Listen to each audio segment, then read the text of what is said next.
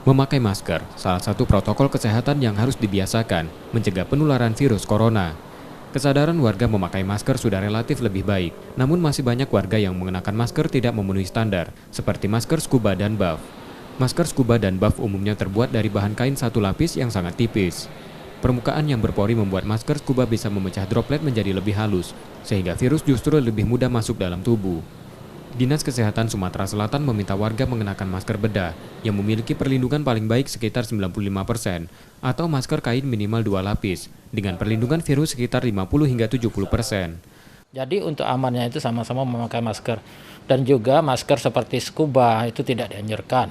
Karena dia tipis, terbuat dari satu lembar kain tipis, dan juga ada pori-pori yang bisa memecah droplet, sehingga droplet itu lebih halus dan mudah terhisap ke dalam tubuh kita, sehingga penularan akan lebih efektif dengan memakai masker sejenis kain yang satu lapis seperti masker scuba itu.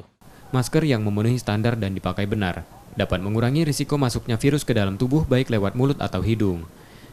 Kesadaran protokol kesehatan di samping mencuci tangan dan menjaga jarak harus dimiliki setiap warga untuk menekan kasus COVID-19.